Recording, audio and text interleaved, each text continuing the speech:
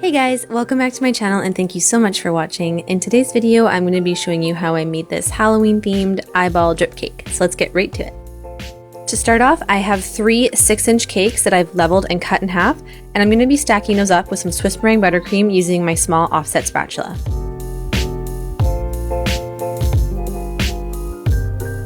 I'm making sure that my buttercream is nice and even. And once my cake is stacked up, I ended up only using 5 of my layers. That was the right height for me. Any more, it would have been too tall, but you do whatever you want to do.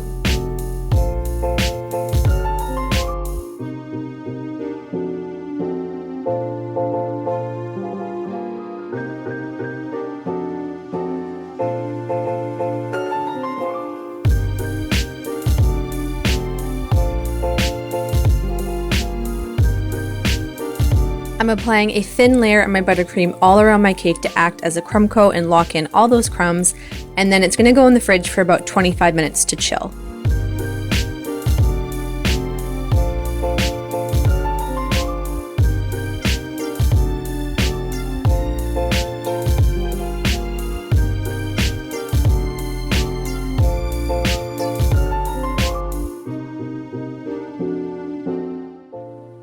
Once you can touch your finger to the buttercream and none of it comes off, it's ready for another ice. Now normally I would be adding a thick layer all around my cake, but because I'm going to be adding the buttercream stripes on top of this layer does not need to be perfect. I just wanted to smooth my cake out a little more to get a better canvas for my stripes to go on.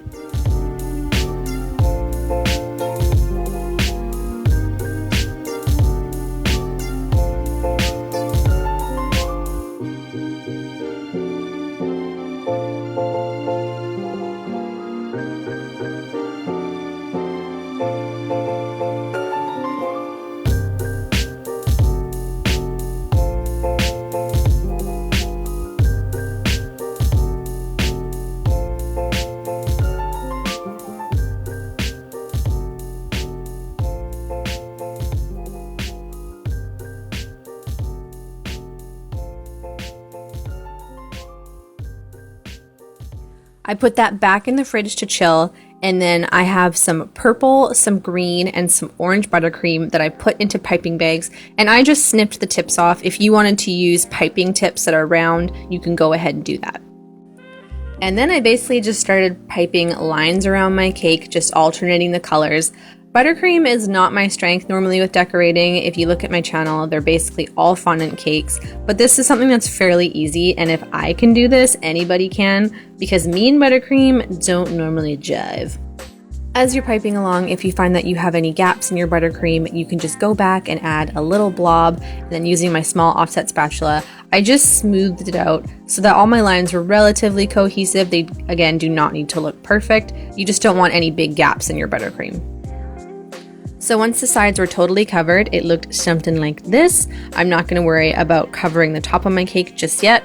I am grabbing my bench scraper. In this case, I'm using a cake lifter because that was the tallest one I had. And I'm basically just going along the sides. I'm not pressing too hard. I'm just going slow bit by bit, scraping away, and I wiped off my scraper between every time because you don't want to muddle the colors up. So I just scraped, wiped it off, scraped again, wiped it off, and kept going all the way around. As you're scraping, if you see that you have any divots in your buttercream, you can just take your little spatula and add a little bit of whatever color you need and then just scrape it away. You can see that mine's not perfect. Some of the colors bleed into the others a little bit.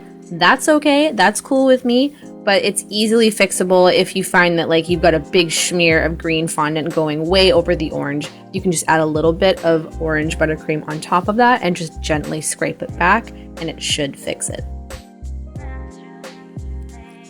Once the sides were as good as they were gonna get for me, I added some more of my green buttercream on the top and I smoothed that out with my small spatula, and then all that buttercream that accumulated along the edge of my cake, I just pulled that into the center.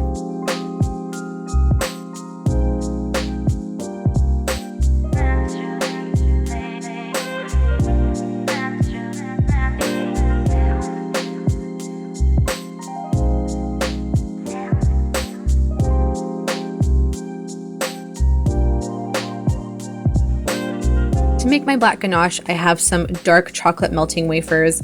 I prefer to use this versus like a white chocolate because then I don't have to add as much food coloring in the end. There are a ton of recipes out there to make ganache used for drip cakes. The general one that I see is a 1-to-1 ratio of chocolate and cream. I add a little less cream to mine because otherwise I find that it's just crazy runny and it never works out for me. So I am measuring out 100 grams of my chocolate and then I'm adding 75 grams of my heavy whipping cream. I believe it's 35%. And then I'm putting that into the microwave for 30 seconds and just stirring really well in between because that's going to melt your chocolate faster and you don't want to overheat it.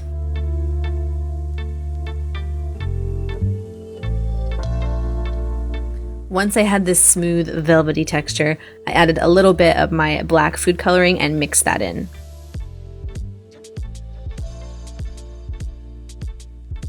I let my ganache sit for like 20 minutes before I applied it to my cake, and in the meantime, I'm gonna make me some eyeballs.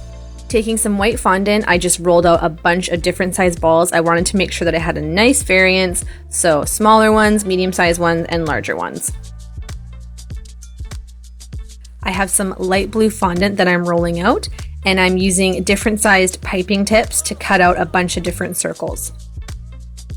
Then all you need to do is match up the right size pupil with the right size eyeball, and I'm grabbing my fine tip paintbrush along with some blue food coloring. I mixed a little bit of my food coloring gel with some food grade alcohol just so it was diluted and really light, and then I washed that over the entire iris. Now it's just about building up the color. I'm using a slightly darker concentration of my food coloring, and again, just lining the outside and dragging that into the middle.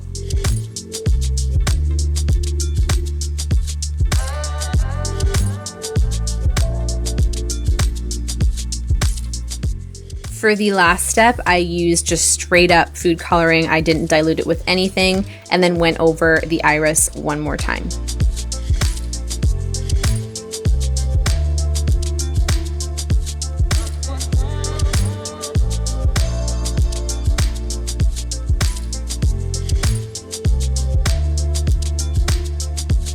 I rolled out a little black ball of fondant for the pupil and another ball of white fondant for the little catch light.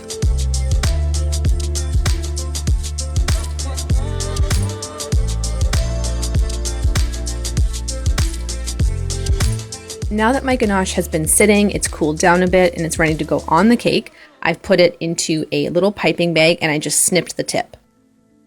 The bag that I used was not adequate, so you can see it's a little bit of a struggle city for me, but all I'm doing is going around the edge of the cake and just trying to gracefully pipe out a little bit of my ganache so that it falls over the edge. You don't want to add too much because then it's all going to go all over the place and you're not going to have any variance in your drips. They're all just going to go right down to the bottom.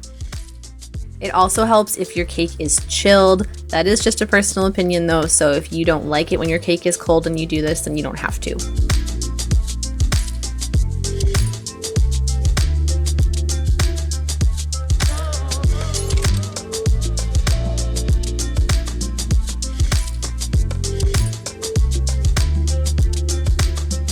Once I had gone around my entire cake, then I added more of my ganache to the top and just smoothed it out using a knife.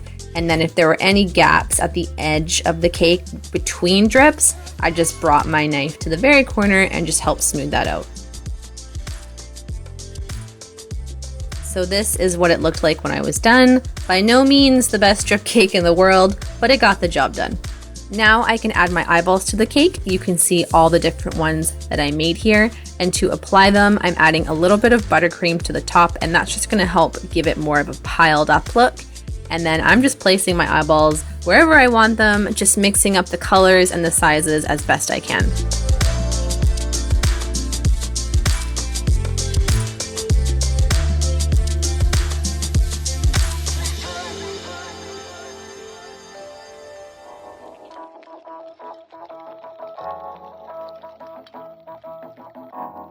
You could just leave it like this, but I'm going to pipe a little border around the bottom of my cake using some more of my purple buttercream and a star tip. And then I have these sprinkles that I got from my bulk food store that matched the colors of the cake, so I thought, why not? And I just added those around on top of my border.